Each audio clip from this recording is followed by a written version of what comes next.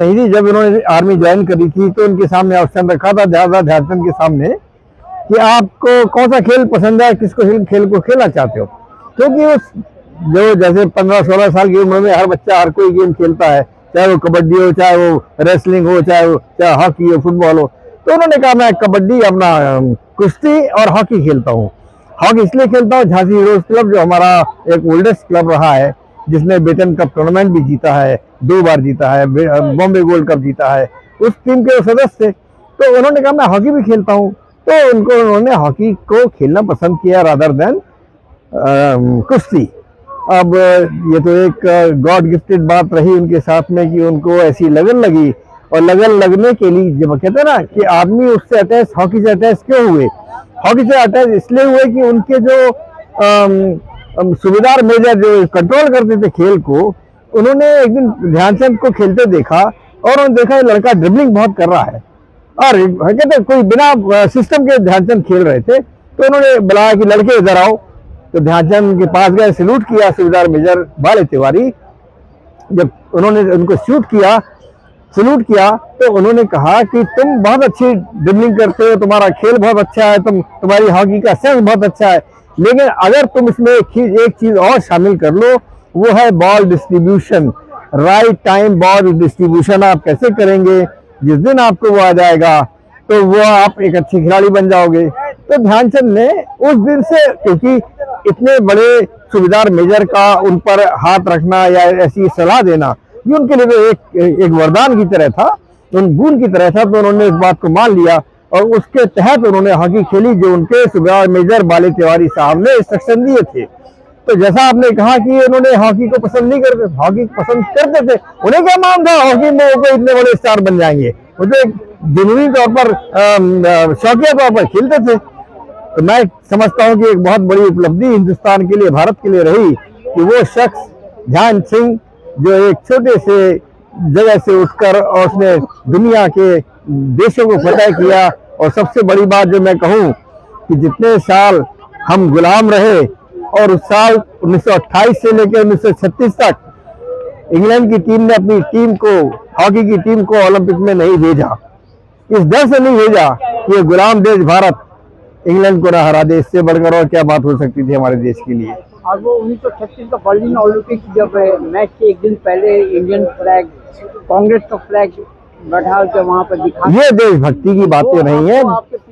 मैं ये देशभक्ति कोई कहने वाली बात नहीं हो पाती है, मैं ऐसा मानता हूँ। ये तो एक जज्बा है, हमारी फीलिंग है कि हम कितनी इन बातों को लेकर आगे बढ़ते हैं कि देश के लिए अपने जहाँ हम रहते हैं, जिस जगह रहते हैं, जिस जमीन पे रहते हैं, जिस जमीन में पैदा हुए, उस जमीन के प्रति हमारा क्या फर्ज है। तो ध्यानचंद ने इस बात को बड़े अच्छे तरीके से लिया। और जब 36 का ओलंपिक था, 14 अगस्त की रात को जो मैच होने वाला था, उस दिन पानी गिर गया तो सारा ग्राउंड उनका, क्योंकि घास का ग्राउंड था, पानी भर गया उसके अंदर। तो मैच को पोस्टपोन करके 15 अगस्त को रखा गया। और 15 अगस्त का दिन, अगर हम देखें इस बात को, तो 13 साल के बाद वो दिन हमारे लिए तो एक देश के लिए बहुत बड़ी सौगात लेके आया था जब हम आजाद हुए 47 को। तो वो शुरुआत जो हराकर उन्होंने जर्मनी को और हिटलर जैसे शख्स के सामने जो मैच देख रहा हो, उस मैच को देखते देखते वो शख्स भाग जाए मैदान छोड़कर, इससे बढ़कर हार दुनिया में मैं नहीं समझता। खेलों के द्वारा ऐसी जगह जहां पर आदमी हारने के बाद भी हाथ मिलाते हैं, गले मिलते हैं, एक दूसरे को याद रखते हैं, तो ये सब बातें ध्यानचंद ने उस वक्त करी। और ये देखिए, हिटलर का ध्यानचंद को ये कहना मैच के बाद, हारने के बाद, कि तुम मेरी जर्मन टीम ज्वाइन कर लो, जर्मन टीम ज्वाइन करोगे, मैं तुम्हें बड़ा से बड़ा ओहदा दूंगा आर्मी के अंदर। और ध्यानचंद ये कहकर उसको मना करते हैं कि मैं देश का एक सिपाही हूँ, और सिपाही के तौर पर मैं देश की सेवा करना चाहता हूँ, मैं अपने देश के लिए ही हॉकी खेलूंगा। तो ये शब्द ऐसे होते हैं जो हमारे बड़े बड़े लोगों ने अपने अपने जमाने में कहे हैं, देश के उन लोगों की प्रेरणा के लिए जो आगे बढ़ना चाहते हैं उस राह पर। तो ध्यानचंद की ये शब्द उनके लिए कि मैं अपने देश के लिए हॉकी खेलूंगा, मैं आपके देश के लिए नहीं खेल सकता, एक बहुत बड़ी बात थी उस जमाने में। और मैं यही प्रेरणा होती है, यही राष्ट्रभक्ति, यही देशभक्ति का एक सूचक होता है जो हम लोग मान के चलते हैं।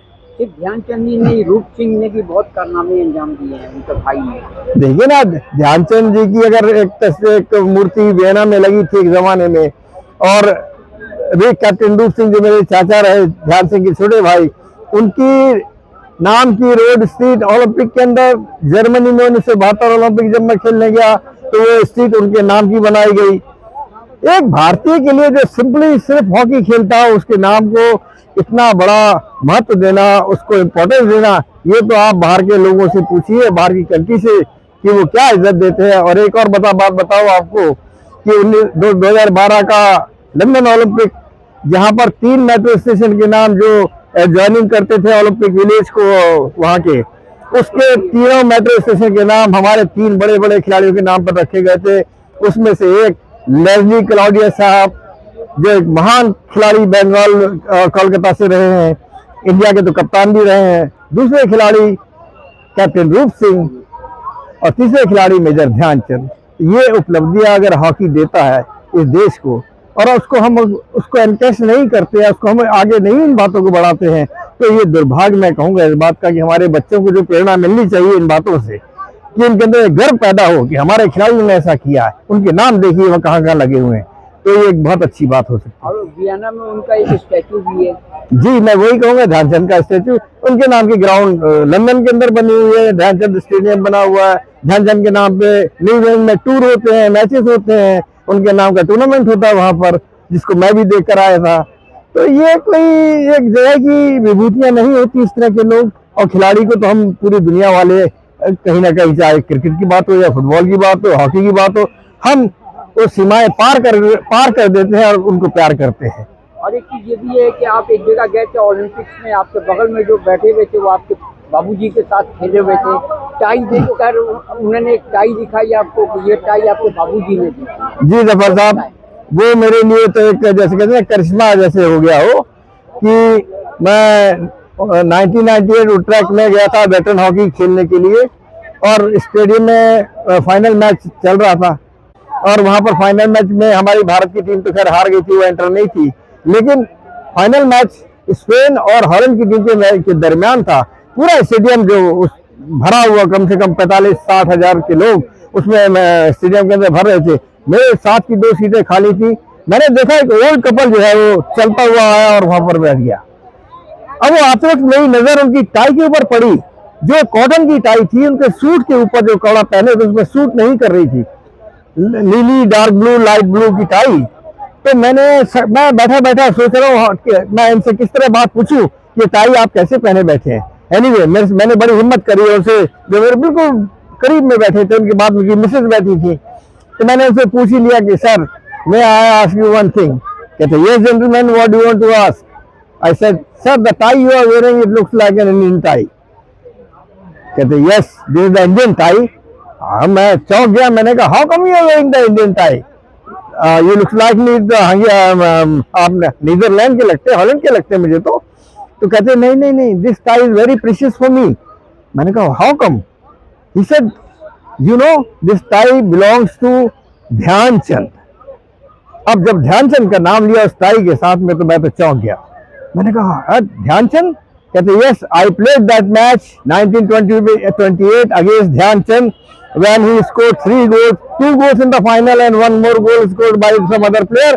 So we lost that match by 3 goals, and the Dhyanchand was a classic player, and he started, होता है उनके बारे में जो भी अच्छे शब्द उन्होंने यूज किए।